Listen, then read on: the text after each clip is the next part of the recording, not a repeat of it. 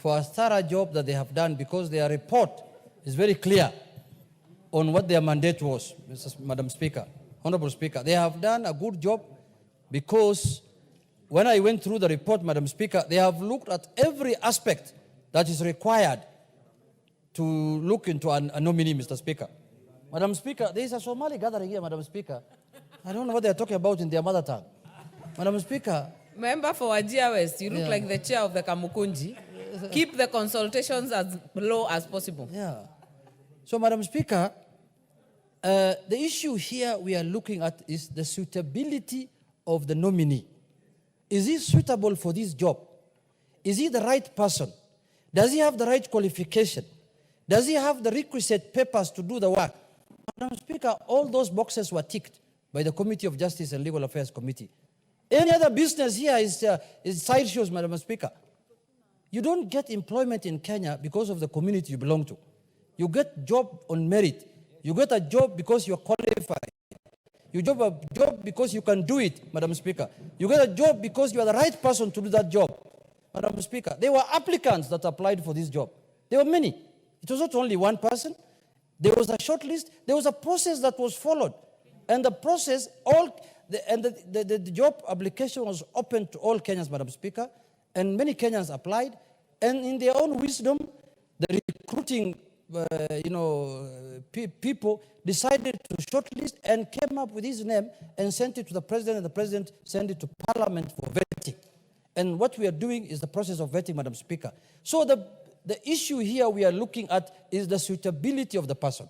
And the person is suitable, Madam Speaker, because from the report of the committee, it's very clear that this is a veteran investigator, Madam Speaker.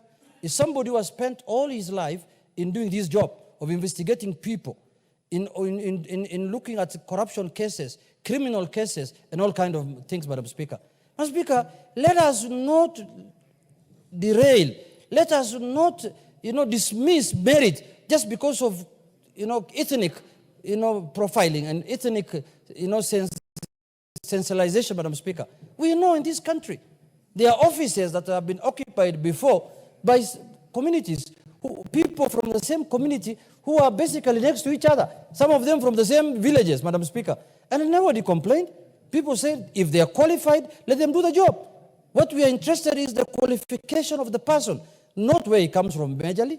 Because, Madam Speaker, we can only have one CEO. If there were 8 CEOs, then we can say, give every region one person. But, Madam Speaker, this is just one office. It must be occupied by one person at certain time for a period of 6 years.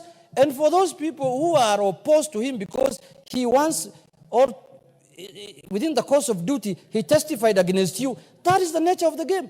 That is his work. There's nothing we can do. When we were dismissing the former deputy president, he testified, Madam Speaker. Why? Because he was the acting CEO of the Anti-Corruption Commission, and he had to do his job. And it is Parliament that requested him to come and give evidence, Madam Speaker. He didn't come on his own volition.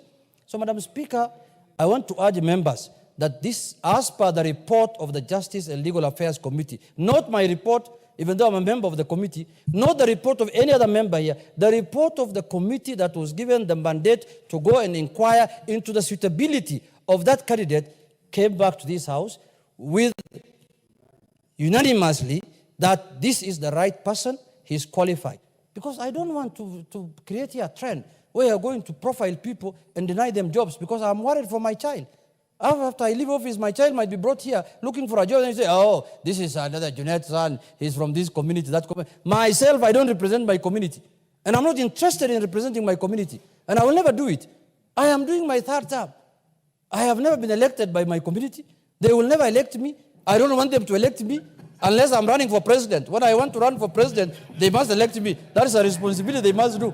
But when I want a member of parliament, I want to be a governor, I want to be a senator, I don't want their vote. I have other voters who are Christians, who are non-Somalis, who are Kenyans, who know what democracy is, who know what Kenya is, who know what cohesion is, who know what people living together is, Mr. Speaker. Not like my community ancestral, who people fighting over small things, over constituencies and municipalities, Madam Speaker. What is out of order?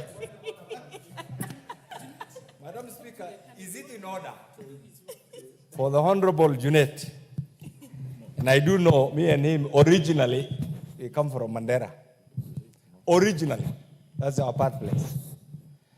The person who has the first right over you is the person who has mentored you, the person who has taken you through the process until you become something that anybody will be very proud of.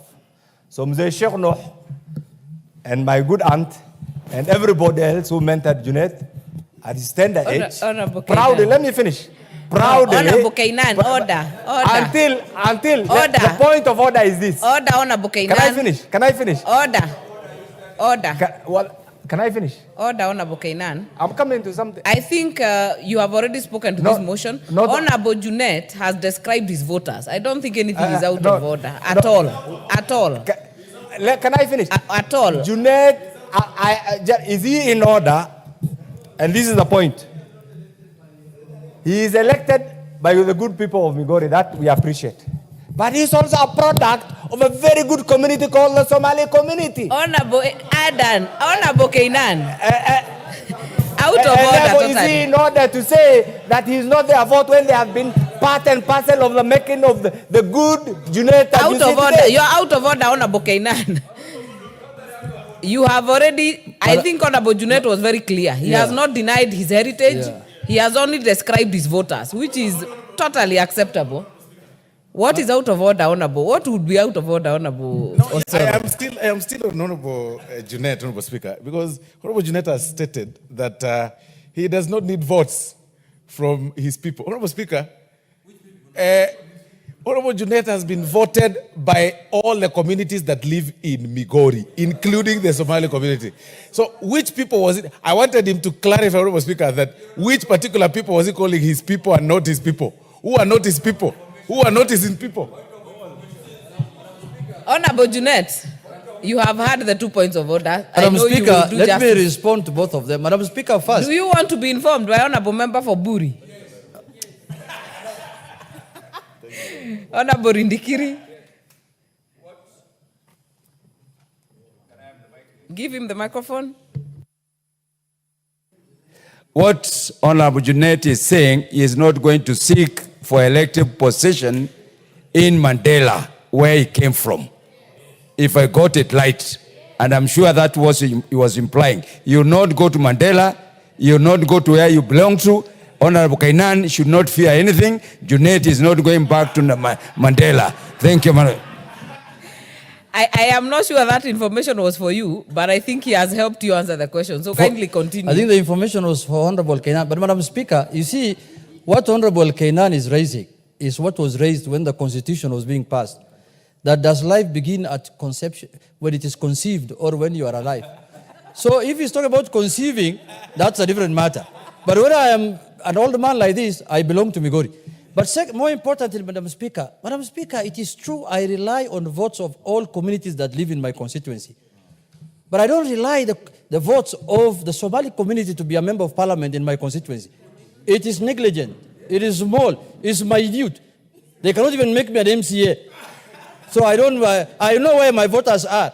Yeah, my voters are the people of Migori, all of them. But Madam Speaker, having said that, now I've lost my thought process, but I was saying that the candidate we are also today vetting or approving in this House, Madam Speaker, is a candidate who has all the required qualifications. But having said that, I also want to speak to the candidate that he must do his job. Kenyans expect, whoever is given match, there's also a Kisi here conference, Madam Speaker. The Somali one was behind me, this Kisi now. Madam Speaker, the issue here is that he must do his job. Kenyans expect of him much. Whoever much is given, much is expected. One of the cancer that has eroded the gains of this country, Madam Speaker, is corruption. And he's the one now who's being mandated to do the fight against that vice.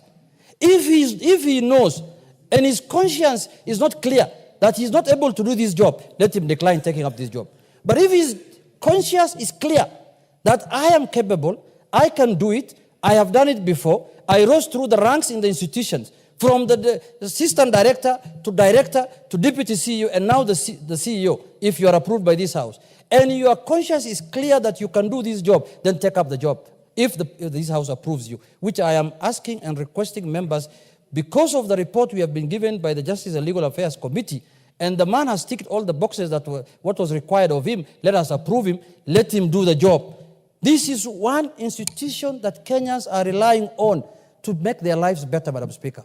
Because you know, it has been clear, it has been said before that a third of our budget, and even the current Minister for Finance said 2 billion shillings are lost every day through corruption. This is the man who can stop it. This is the man who can do the change that this country requires. This is the man who can make sure the resources of this country go to where it is needed, where you need to put your food where your mouth is, or your money where your mouth is. This is the man who can assure us doing that, Madam Speaker.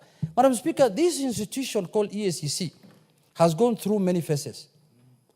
I remember one time, Senior Counsel PLL Lumumba just ran away. Or the House brought a bill that removed him as a CEO because of the confusion that was there. He didn't know even how to deal with these people. People kept on talking about big fish, middle fish, small fish, white fish, black fish, all the fishes, Kamongo, in the Lake Victoria where we come from. Madam Speaker, this man, whom we are giving this job, if we approve him, Madam Speaker, must bring at least 70% of corruption cases to conclusion, Madam Speaker. Many of corruption cases in court have been lost because of evidence, because of other issues, but I want to assure him that he will get the support of this House financially through budgetary support to make sure that this vice called corruption is eradicated in this country, Madam Speaker. In conclusion, he must work together with the office of the DPP, Madam Speaker. The DPP is also new in office. I think it's barely a year. He's doing his work. We can't, a lot of corruption cases have been withdrawn recently after the new regime came into place. But, Madam Speaker, some of them were said to have been removed for lack of evidence. Some of them were said that the witnesses withdrew their papers or their witness. We don't know. But what we know is that corruption must be fought. And no other person is chairing now the commissioner than a bishop, a man of high integrity, a man that is respected in this country, Madam Speaker, a chairman who has, good career in the religious sector, Madam Speaker. So, Madam Speaker, with those few remarks, I urge this House, let us pass this gentleman, because he has worked in this institution for long. He's a good man. He will do his job. So, Madam Speaker, and we will hold him accountable in this House, Mr. Speaker, because EACC reports to this House as a commission, as Chapter 15 commission. They are held accountable by Parliament. So we will hold him accountable through JLAC, through the floor of this House, Madam Speaker. But for now, since he is the best among the people who have been brought forward, I urge the House to approve him, Madam Speaker. With those few remarks, I support. Honorable Dorothy Kiara.